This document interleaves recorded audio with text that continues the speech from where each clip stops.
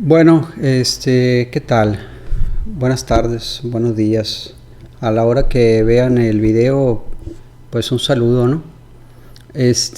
Una disculpa de antemano porque ya es la tercera vez que hago un intento por grabar la clase, pero OBS me está dando muchos problemas. Cuando menos pienso está grabando, cuando menos pienso sale una reverberación espantosa de la grabación, o simplemente una clase de 40 minutos sale completamente muteada, ¿no? No se escucha absolutamente nada.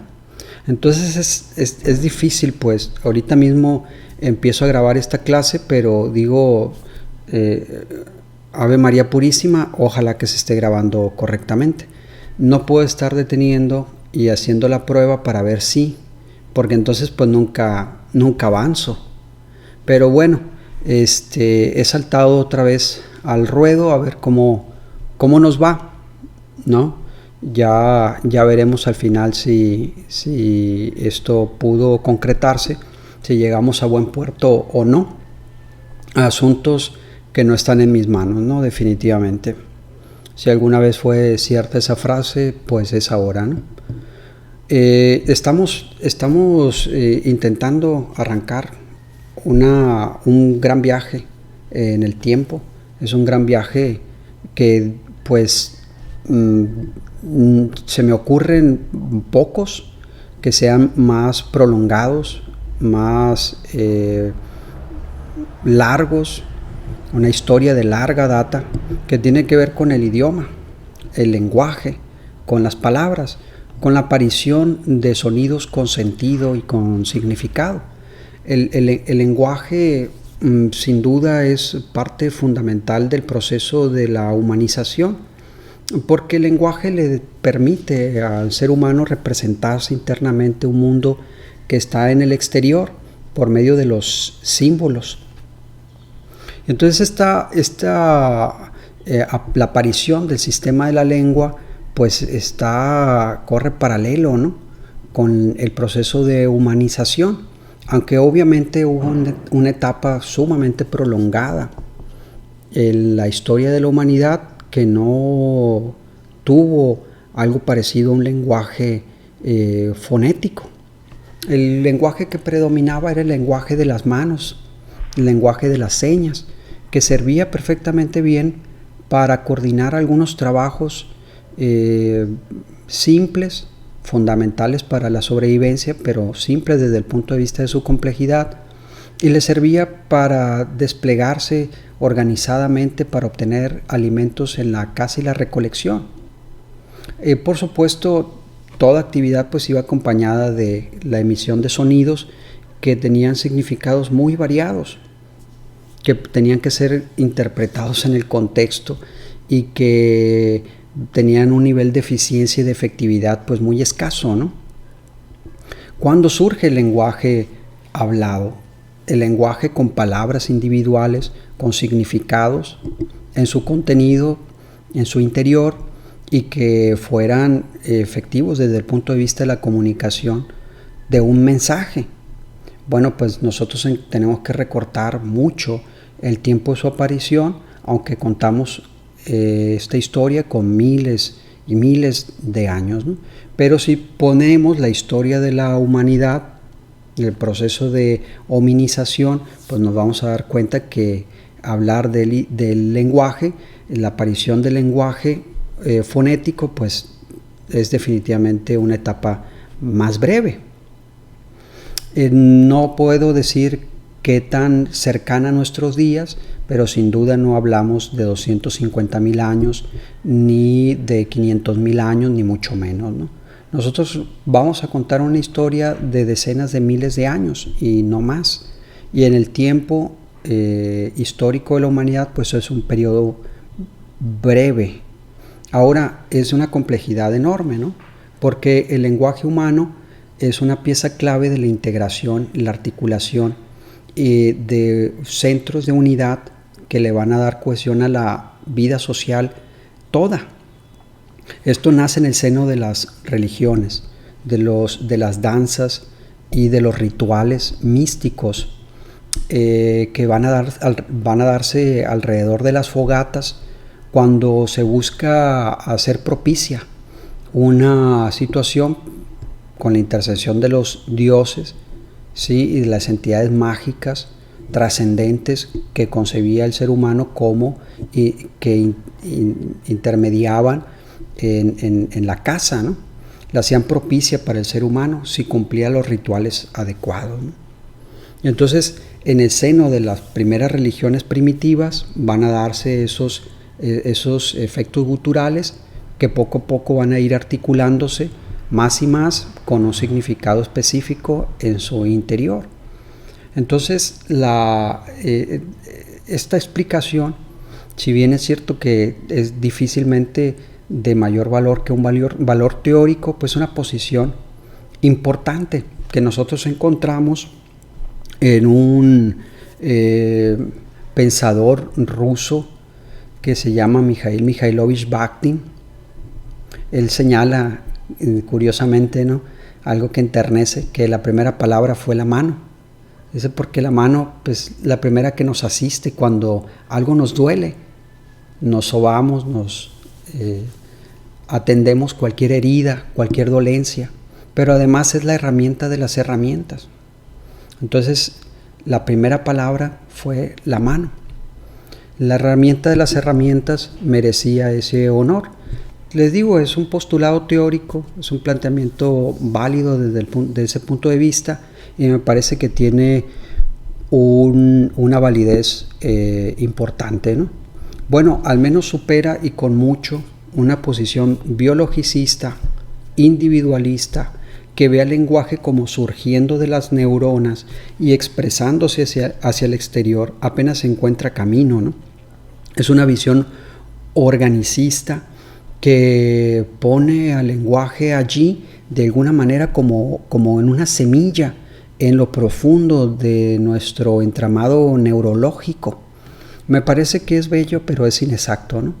El lenguaje surge en las interrelaciones, en las interacciones humanas, al mediar el proceso del trabajo y, por supuesto, en el seno de las religiones, al buscar una explicación que le diera sentido a un mundo inabarcable, a un mundo inmenso, inhóspito, misterioso, y el ser humano, en su afán de revelarlo, de organizarlo, de reducir su incertidumbre, su complejidad, pues se encuentra en la voz, en el lenguaje, en las historias que se narra, se cuenta a sí mismo y que van pasando de generación en generación. Pues ese es el proceso, ¿no?, de forjarse a sí mismo hacia el interior de la sociedad, regular su conducta en la interacción con otros, pues es que va a abrir paso a la aparición de los idiomas, del lenguaje humano en general. Ahora, en la enorme variedad de escenarios, de ecosistemas, de experiencias, pues vamos a ver nosotros, por supuesto, la enorme variedad en la que se van a abrir los idiomas a lo largo y ancho del planeta. El ser humano es un animal que migra. Nosotros vamos a ver por decenas de miles de años al ser humano buscando climas propicios, buscando recursos que le permitan sobrevivir mientras camina, mientras viaja. Es un migrante. Y entonces nosotros vamos a encontrar unas corrientes migratorias en muchas direcciones que van a derivar en la diversidad cultural que predomina entre la especie humana, y los cambios van a reportarse, van a registrarse en términos de una enorme variedad de idiomas, ¿sí? Así el ser humano, en la medida que se interna en el levante del Mediterráneo, unos toman dirección hacia Europa, o aprovechando el estrecho de Gibraltar empiezan a poblar estas tierras, por supuesto expandiéndose hacia Asia, hacia Rusia y cruzando por el estrecho de Bering, en todas las rutas, en todas las direcciones. Quiero decir, simplemente, pues la variedad de experiencias y la riqueza de los idiomas pues va a dejar registro de eso, ¿no? se van a ir diferenciando, se van a ir distinguiendo, y pues nosotros podemos ver la desaparición de muchas de estas lenguas porque han perdido sus hablantes, pero predomina una riqueza idiomática que es increíble, ¿no? Son modos de ser, de estar, de enfocar la realidad, y que pues habría que cuidarla con mucho esmero, ¿no? Pero muchas lenguas han desaparecido, muchas lenguas se han consolidado, y una de las más importantes en este punto pues es el español. Tenemos nosotros más de 500 hablantes nativos. Es la segunda o tercera lengua según se considere, si eres hablante nativo o tienes el español por segunda lengua, y sin duda es uno de los idiomas que más se emplea en las relaciones comerciales, en la diplomacia internacional, y por supuesto una enorme cantidad de contenido a través de la red es compartido a través del idioma español. Entonces es difícil, más allá de cualquier chauvinismo o de pretensión de superioridad, que no es el caso de ninguna manera. No soy de ese tipo de personas acomplejadas que creen en la necesidad y la urgencia de creerse superior. Pues, un idioma bellísimo, pero como es bello cualquier voz o cualquier idioma, independientemente del número de personas que lo hablen, ¿no? La diversidad es la auténtica belleza, ¿no? La diversidad es en realidad el concepto más pleno de la belleza, y así hay que entenderlo y respetarnos todos. Pero sin embargo, considerando el número y su expansión geográfica, pues sí, el español es uno de los idiomas más importantes, ¿no? Desde ese punto de vista, y nada más desde ese punto de vista. Ahora, si nosotros nos centramos en el idioma español, pues nosotros nos vamos a dar cuenta que tenemos, para encontrar sus orígenes, que dar un salto hacia atrás en el tiempo, a más de 2000, 3000 años, con la aparición de los pueblos romanos, y con el idioma que ellos hablaban, que era el latín. Claro que van a interactuar permanentemente con otros pueblos, pero el núcleo del idioma latín se va a mantener. Ojo, y en la medida en que se expanda el imperio romano, la medida que el pueblo romano conquista y se expande a través de los continentes, nosotros vamos a dar cuenta de que el latín va a fusionarse, va a interactuar, se va a enriquecer en fronteras idiomáticas con otros idiomas, y se va a nutrir de palabras, de voces, de dialectos que van a pasar a su interior a enriquecerlo y fortalecerlo, ¿no? Es el caso del latín vulgar, que va a llegar a la península que ellos conocían como Hispania, ¿sí? La península ibérica, geográficamente hablando. La península ibérica, pues van a llegar allí, pues ¿quiénes? La élite y la aristocracia romana, pues no. ¿Quiénes llegan allí? La soldadesca, ¿sí? Llegan los soldados romanos, y no llegan con modos muy cultos ni muy refinados a interactuar con los pueblos, una enorme diversidad de pueblos que se encuentran en ese escenario, pero llegan allí en el contexto de una guerra contra Cartago. Es una sucesión de conflictos que va a llevar mucho tiempo, mucho esfuerzo, muchas vidas al pueblo romano para imponerse. Ojo, todo esto se da en el contexto de la búsqueda, del dominio, del predominio, por detentar el poder sobre el mar Mediterráneo, que es un mar histórico que es difícil de exagerar su importancia, ¿no? Ha sido escenario de la aparición de muchas civilizaciones, de pueblos muy importantes que han aportado en cimientos geniales, ¿no? Para la civilización. Tenemos a los fenicios, tenemos a los egipcios, tenemos a todos los pueblos del Levante, del Mediterráneo, por supuesto con sus religiones, sus idiomas, sus costumbres, sus culturas, también al pueblo griego, ¿no?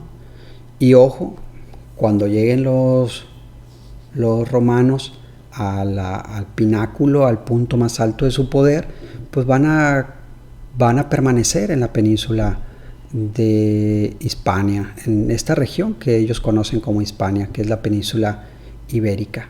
Pero van a interactuar con muchos pueblos allí,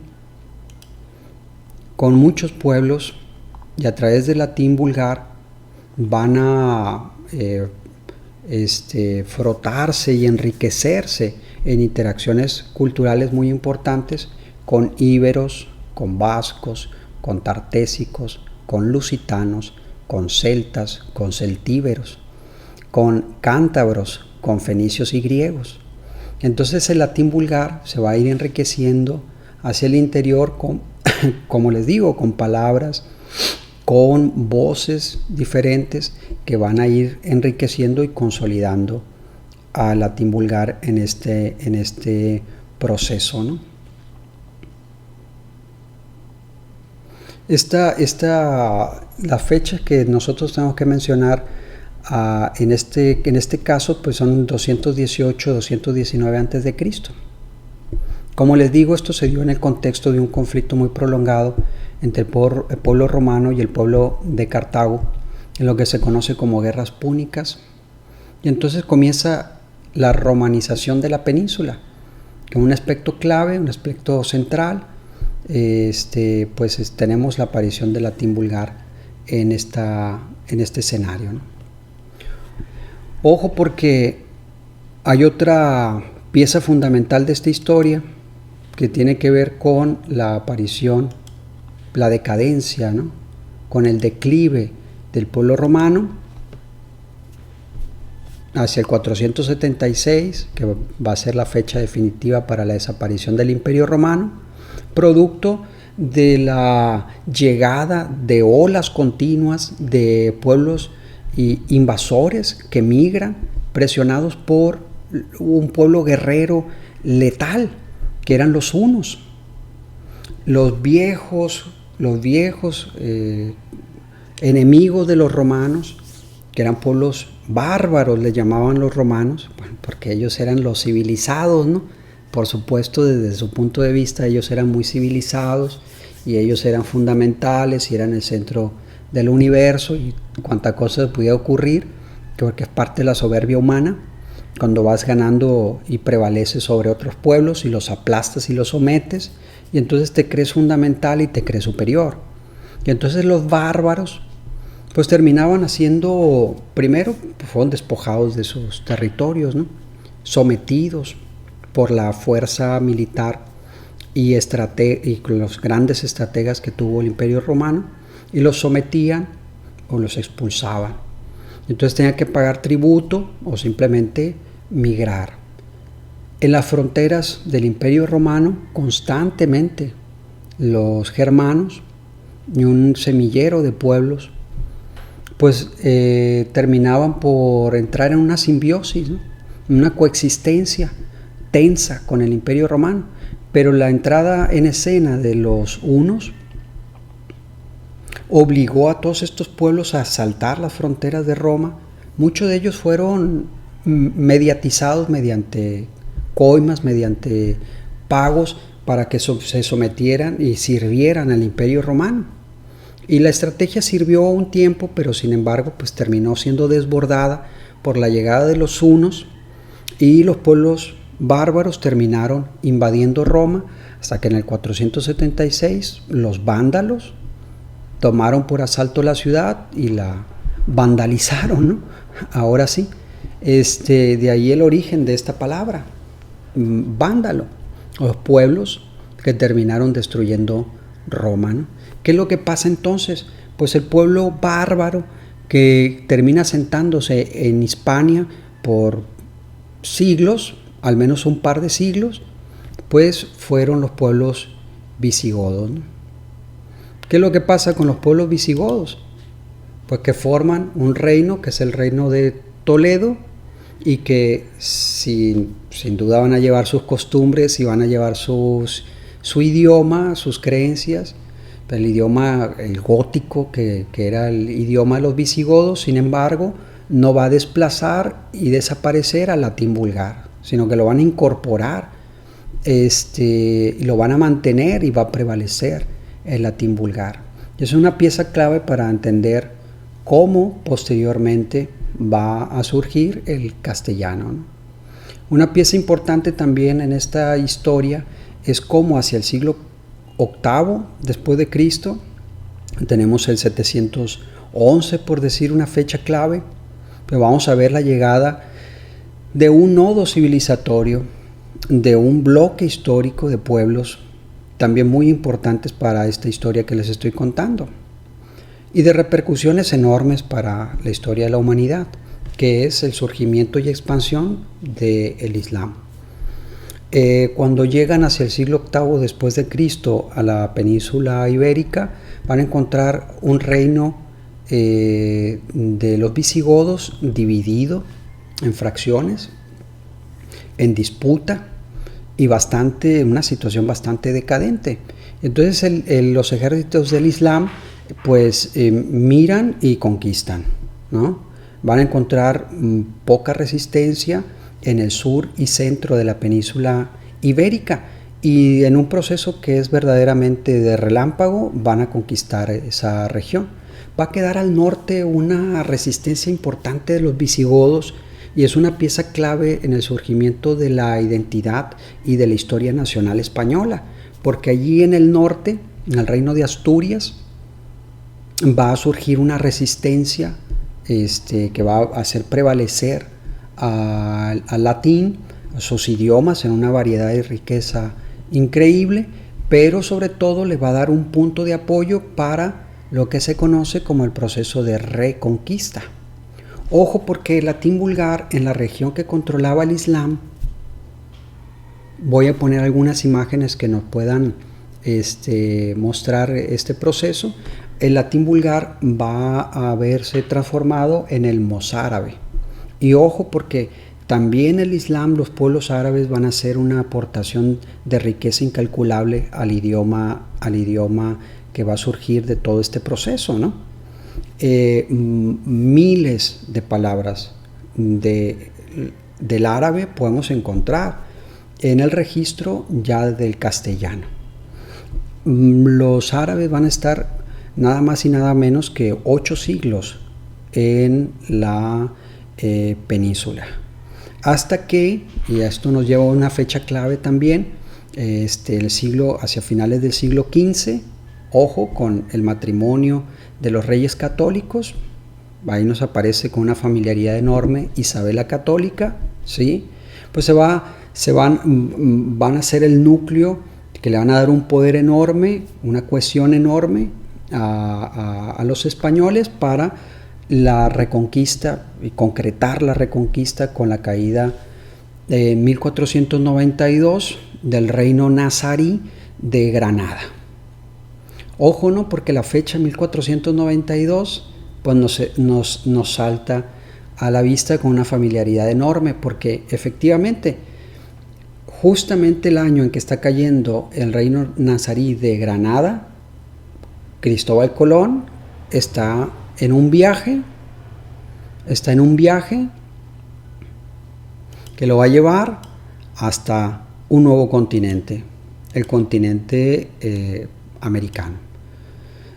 Va a llegar el 12 de octubre de 1492 a una pequeña isla que va a bautizar como San Salvador. Es una pequeña isla que lleva por nombre original Guanani. Y ojo, la razón es que los españoles han tomado orgullo, conciencia de sí mismos como nación, han dispuesto reconquistar la península ibérica, lo han logrado, se sienten grandes, ¿sí? Y entonces empiezan un proceso de expansión. Ojo, porque los árabes pues tenían cooptados, literalmente cooptados los caminos, y eran beneficiarios directos del comercio de seda, de piedras preciosas, de marfiles y de especias. Y entonces era un mercado jugosísimo, y si lo tenían los españoles o lo tenían los portugueses o cualquier otra nación, pues iba a prevalecer en el escenario europeo. Entonces el atrevimiento de Cristóbal Colón y la visión fue esta, ¿no? Proponer una nueva ruta que sirvió definitivamente para poner a España como uno de los imperios más poderosos que ha dado la humanidad, ¿no? Un desplazamiento entre los imperios, pues tocó su turno hacia el siglo XV a España y lo hizo muy bien desde el punto de vista del poderío, desde el punto de vista de prevalecer y establecer una hegemonía global, pues lo logró a costa de un enorme sufrimiento de los pueblos americanos. Allí donde llegaba el español con la cruz y la espada, pues sometía, sobajaba y asesinaba. Pues que no eran antropólogos, eran conquistadores, ¿no?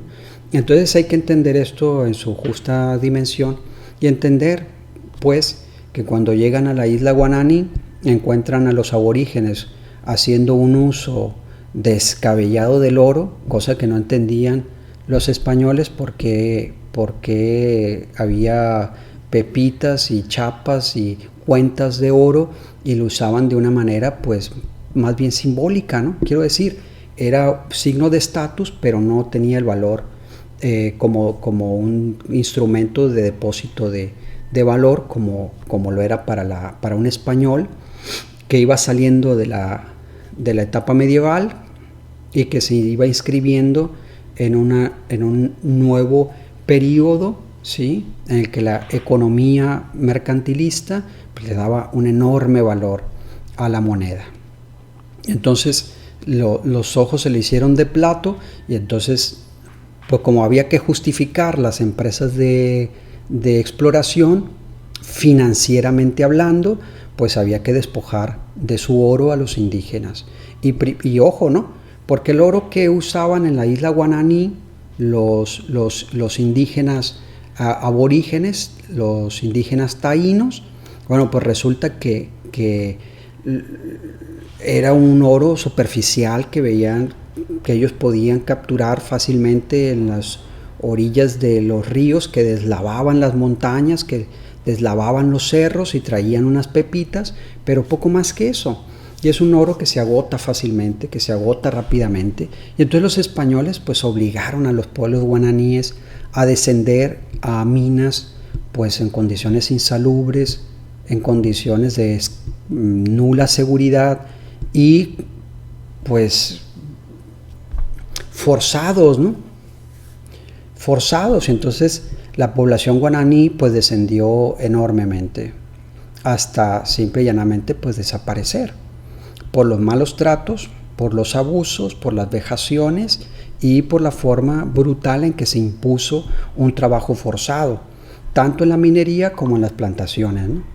Y pues los españoles llegaron allí como avanzada, pero no actuaron de manera diferente otros pueblos europeos, ¿no? Ahí sí tendrían que pedir perdón. Son orgullosos, arrogantes y no quieren pedir perdón, pero yo creo que sí valdría la pena como un acto simbólico reconocer todo el dolor que causaron a los pueblos aborígenes al grado de orillarlos a incluso hasta el suicidio en masa por los enormes sufrimientos provocados, ¿no? Todo esto pueden encontrarlo ustedes en un libro que se llama La otra historia de los Estados Unidos, ¿sí? Y ahí está registrado la forma abusiva como se impusieron en la isla Guananí y en todas las islas de las Antillas y también en Cuba, donde no encuentras un aborigen cubano. Entonces tuvo que ser reemplazada esa población por deceso, por una disminución, por las enfermedades que también trajeron los españoles a estas tierras y un descenso crítico de la población, la desaparición de pueblos enteros y que empieza a ser suplido por uno de los comercios pues más reprobables, ¿no? Más reprobables, que es la esclavitud. Entonces hombres negros que eran capturados, mujeres negras que eran capturados en las costas africanas y que eran llevados de manera vil al otro lado del mundo a trabajar hasta la muerte, ¿no? Fue una cosa terrible de una historia, la historia de la esclavitud, que nunca va a ser lo suficientemente condenada. Tanto dolor infligido a otro ser humano, a pueblos enteros, destinados a la muerte por inanición y cansancio, ¿no? ¿Por qué? Pues por las teorías estúpidas que justificaban el hecho pues de que un hombre que tenía un Dios verdadero pues podía humillar a otro hombre, otro ser humano, porque ni siquiera le cabía pues la posibilidad de que fuera de hecho un ser humano, que era un subhumano, una subespecie inferior. ¿Por qué? Pues porque no se parece a mí, no piensa como yo, no habla como yo, y entonces yo tengo derechos divinos y tengo derechos sobre su cuerpo, ¿no? Y entonces empieza un repoblamiento de las tierras que habían sido despobladas con la llegada de barcos de modo ininterrumpido a toda esta región de las Antillas y después Estados Unidos, hacer un comercio enorme cuyas fortunas pues se traducen en muchas de las muestras arquitectónicas y de belleza urbana que vemos en Europa. Genial, el ser humano hace ese tipo de alquimias, ¿no? Convierte el sufrimiento en belleza arquitectónica. Yo creo que los pueblos europeos tendrían que indemnizar, tendrían que pedir perdón y tendrían que reivindicarse con todos estos pueblos. Algún día, porque yo creo que la humanidad pues va a llegar a un punto de auténtica civilización y va a pasar por esa petición de perdón, ¿no? No puede ser de otra manera. Bueno, y tenemos por supuesto las fechas del 12 de octubre de 1492 con la llegada de los españoles a la isla Guananí de manos de Cristóbal Colón, aunque sabemos perfectamente bien que él no comprendía, estaba en un mundo nuevo definitivamente, y concebía que había llegado a alguna región de Asia. No obstante, pues había cumplido una parte importantísima en el proceso de la expansión y de hacer de España pues una fuerza hegemónica en Europa, ¿no? Porque se encuentra con tierras riquísimas en recursos, va a ser la base del Imperio Español. Y por supuesto van a conectar, pasado el tiempo van a conectar con Asia a través del Océano Pacífico, ¿no? Otra fecha importantísima pues es 1519, cuando Hernán Cortés sale de la isla de Cuba. Recuerden allí que había un gobernante que era Diego Velázquez, que le pedía que se pusiera en comunicación con los monarcas, con los reyes que pudiera ver en aquella isla que alcanza a verse enfrente, ¿no? Porque efectivamente en un día claro, la península de Yucatán puede verse desde esta isla bellísima que es Cuba, ¿no? Entonces sale el hombre, el señor Hernán Cortés en 1519 y se encuentra con la noticia de un gran imperio que es el imperio mexica, que es el imperio azteca. Y entonces en 1519 pues llega a las puertas de la gran Tenochtitlan y encuentra una ciudad de una belleza sin parangón en el mundo. Yo eso lo digo sin exagerar, las propias narraciones de los españoles dan cuenta de ello, ¿no? Una ciudad sobre lagos que no tiene calles sino avenidas que son ríos, con plazas espaciosas, un pueblo limpio, arquitectónicamente increíble, con una pulcritud, con una religiosidad, con un orden impresionante, ¿no?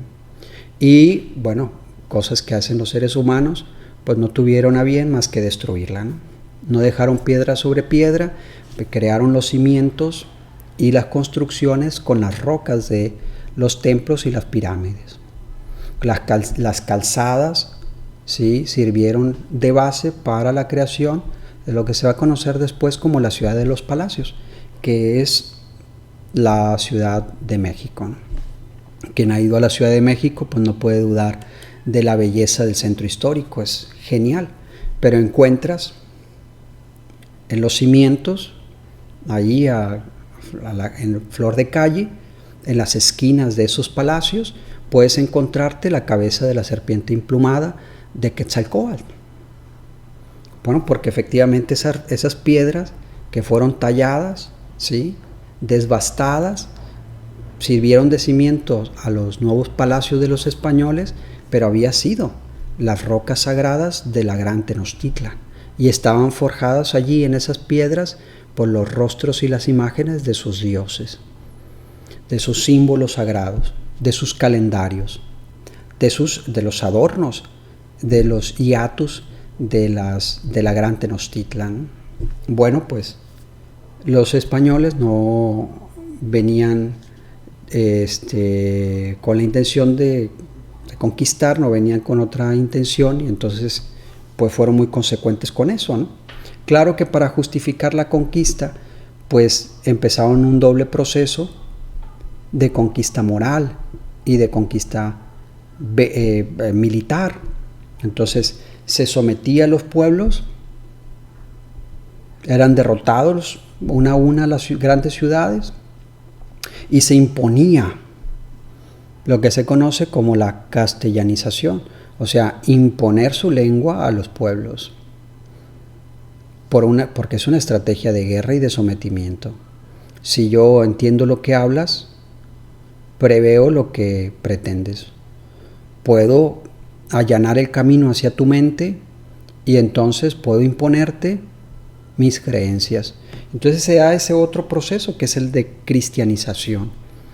¿Por qué? Pues porque les parecía verdaderamente aberrante todo el tinglado de religiones y creencias en su infinita variedad a lo largo y ancho de Mesoamérica. Van a encontrar otro tanto, con grandes dificultades van a incursionar en Aridoamérica y también hacia el sur por toda la región andina con los incas, y así con todos los pueblos van a ir haciendo de las suyas en un proceso de conquista, de castellanización y de cristianización. Y por supuesto los españoles pues eran soldados, no traían a sus familias, y entonces las indígenas pues van a empezar a emparentarse con ellas, y va a empezar el proceso de mestizaje, que es muchos y a la vez un solo proceso.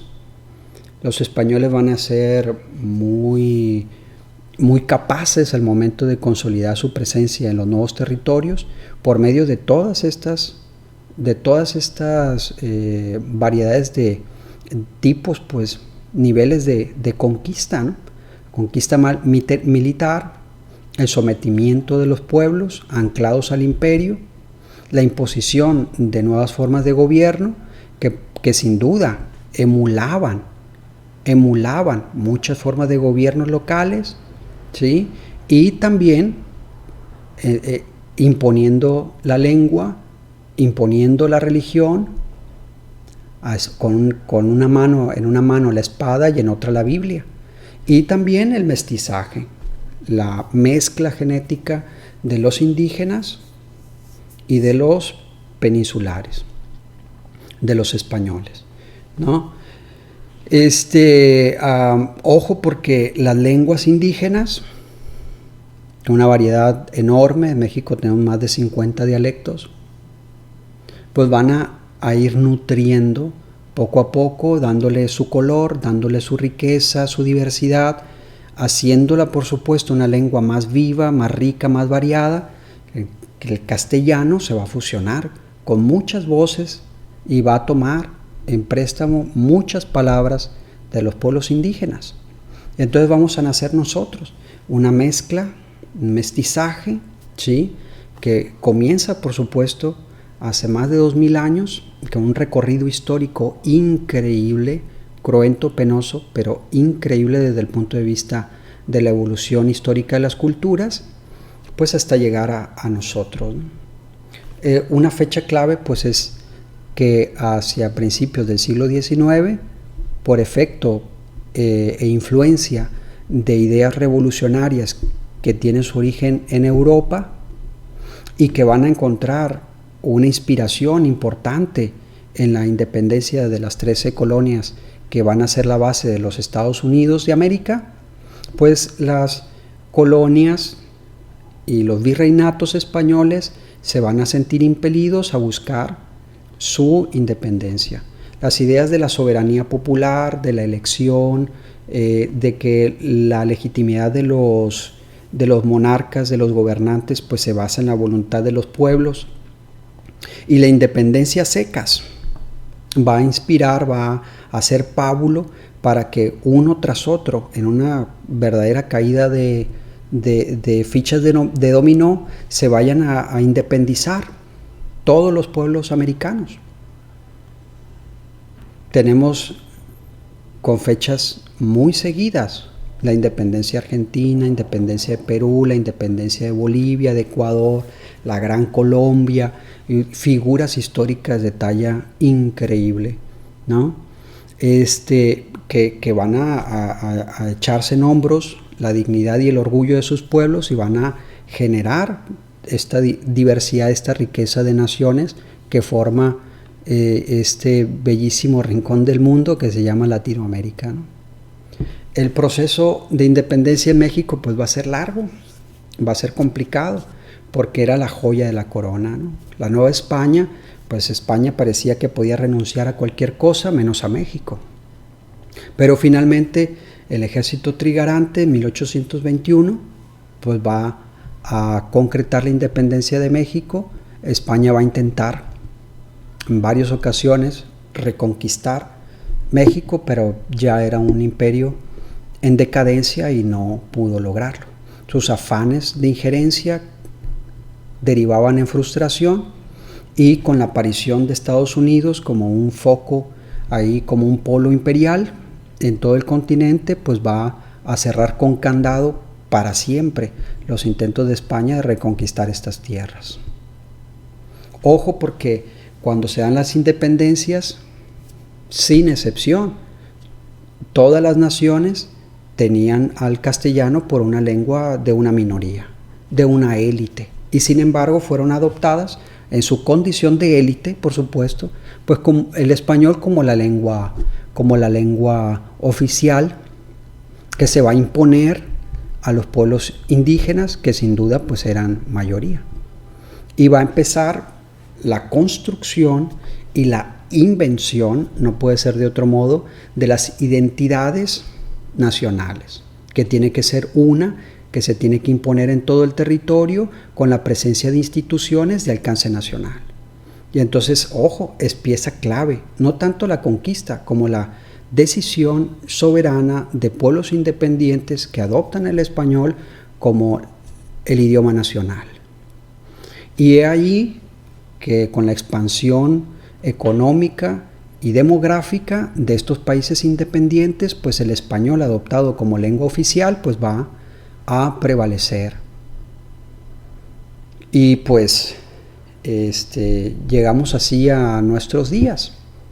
No es por restarle importancia a España en esta historia, de ningún modo, de ningún modo. Creo que he tratado de manera respetuosa a este país increíblemente bello, ¿no? Que sí debería de hacer ese acto de contrición y pedir perdón por todo lo que hizo en América con los pueblos indígenas, pero desde otra perspectiva se reconoce el valor para la expansión de fracciones, de piezas fundamentales de la historia humana, ¿no? Pues con esto cerraríamos el proceso histórico de nacimiento del idioma castellano, ¿no? Ojo, porque del latín deriva el castellano y es adoptado como un idioma oficial de los reinos de León y de Castilla, y hay una pieza clave en este proceso, que es Alfonso X el Sabio, que hace traducciones, bibliotecas, hace una serie de estudios sobre el idioma, lo adopta como el idioma del palacio. Y pues, ¿por qué razón? Pues por un capricho personal, por una elección, ¿no? Y otra pieza clave pues es la aparición de este libro maravilloso, que si no lo han leído tiene una deuda con la historia, que es El Quijote. Un libro maravilloso que fue escrito en cautiverio, ¿no? El Quijote, Cervantes participó en la batalla de Lepanto y fue capturado allí, fue un prisionero de guerra. Y allí, en la cárcel, él comienza esa historia maravillosa, que es una historia sobre la amistad, sobre el gran amigo, el amigo íntimo, el gran colega, el cómplice de las batallas del alma de El Quijote de la Mancha, ¿no? Es un libro maravilloso, hermosísimo. Y otra fecha clave pues es la aparición en 1713 de la Real Academia de la Lengua, ¿no? Que hoy cada nación tiene su Real Academia y pues le van dando la norma, la estructura y van normando, asignándole formalidad y estructura a la lengua, efectivamente con toda la belleza, la riqueza y la diversidad, con una forma regulada, pautada y acordada. Y entonces ahí tenemos el nacimiento de los diccionarios, que son piezas estelares de esta historia, ¿no?